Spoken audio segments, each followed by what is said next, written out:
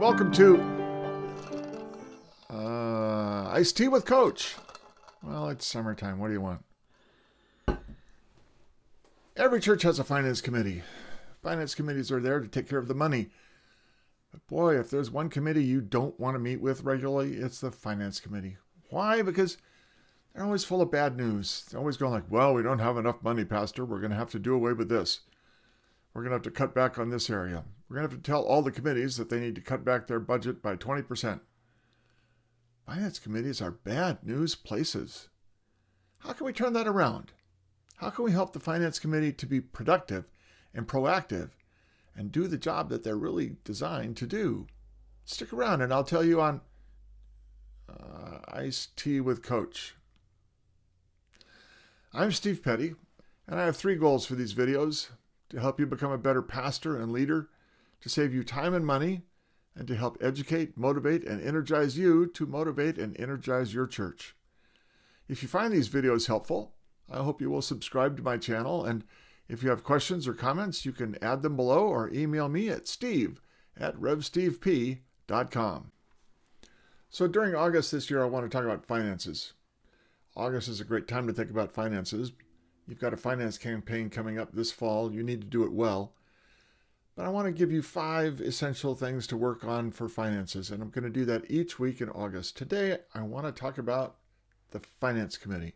In fact, I call this Taming the Finance Committee, because finance committees very often get bogged down in the fact that they don't have as much money as they think they need to have.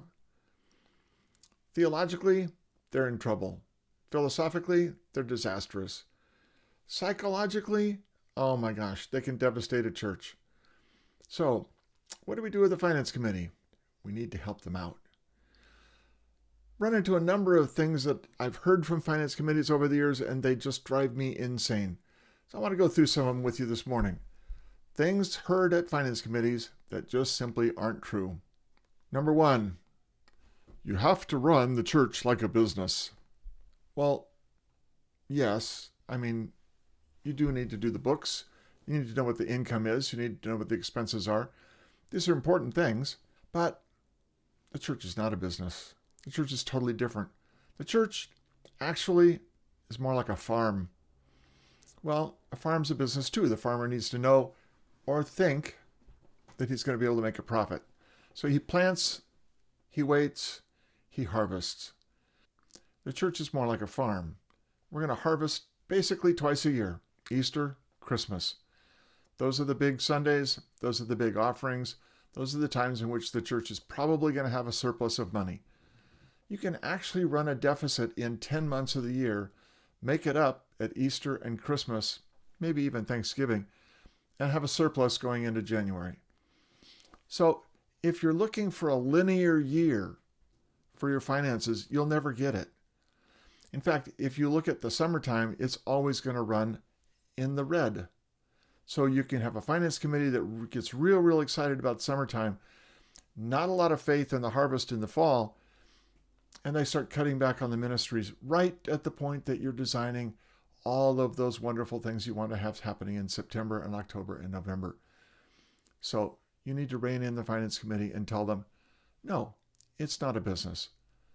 Look at the past history. Look at the last 5 years. What do you notice? 9-10 months out of the year, we lose money. We only make money in Easter, November, and December. So let's look at the total and not get worried about the months that we lose money. It's a farm. We're going to plant seeds. We're going to make sure that it gets water and fertilizer, but we're going to rely on God to provide all of the sunshine and a little bit of rain and harvest our crops in faith. It's not a business. It's more like a faithful farm. Second, the purpose of the Finance Committee is to make sure we don't overspend. Wow. Is that the purpose of the Finance Committee? I can't tell you how many times I've heard that. They're worried about committees overspending their budget. In reality, most churches have heard that so many times, their committees stop overspending their budget long before they've spent their budget. Actually, the purpose of the Finance Committee is to find the money to do the ministry. Think of the ministry as a baby. You come to the finance committee, cute little baby, say, I need to feed the baby. If it's a baby, they don't say, well, we're not going to have any money until November. Go away and we'll feed the baby in November. The baby will die. They don't say that. If it's a baby, they say, wait right here. We'll find the money. Stay there. Dinner will be on time. The Finance Committee's job is to raise the finances. If their campaign didn't raise enough money, then they need to look at the budget and they need to decide where can they add more money. Do they need to do a fundraiser? Do they need to have bake sales? Do they need to go to the committees and say, well, you're going to have to raise 10% of your budget. It's okay. We'll work with you. How can we raise the money?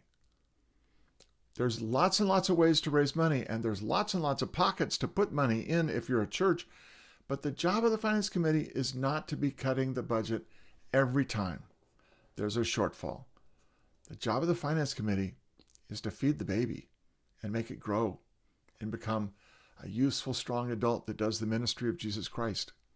So the Finance Committee's job is not to make sure that everybody toes the line and doesn't overspend.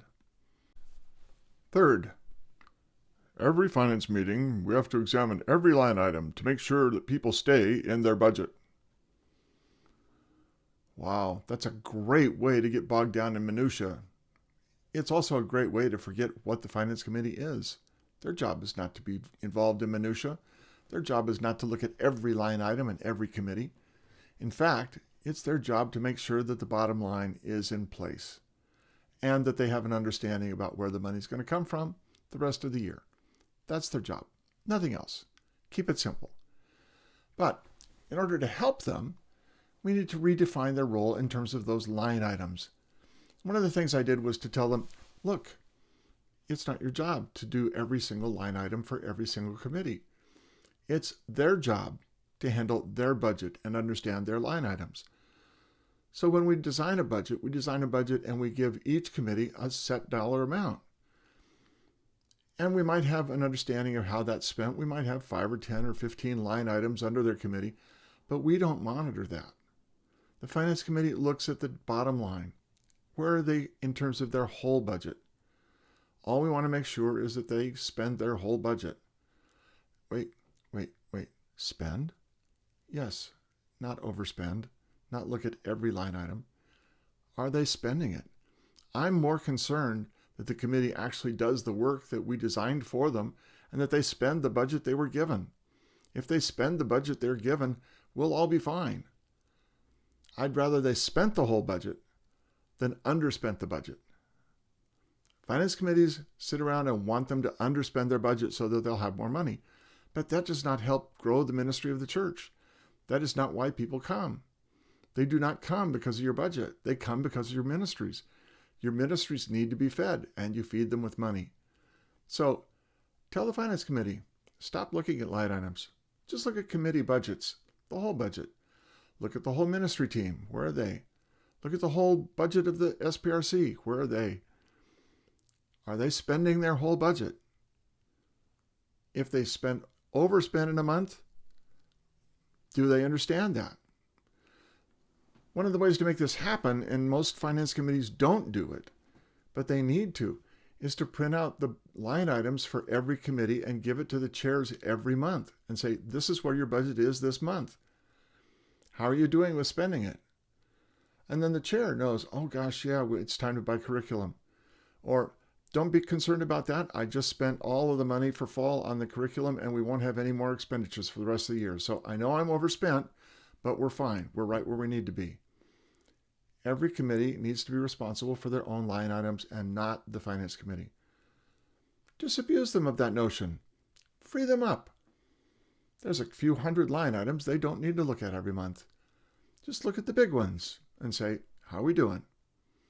Are we spending the money that we need to spend to do the ministry? Fourth, people need to see the financial figures to understand how much we need the money. So we should publish all of our weekly, monthly income expenses in the budget and the newsletter for everyone to see. Wow, I hear that every time. Some finance committees just think they have to be able to publish everything. Now, there's two thoughts to that. One is, people are going to look at that and say, oh my gosh, look, the church isn't getting enough money. We need to give more. But then the reverse might also be true. Suppose you have a big month.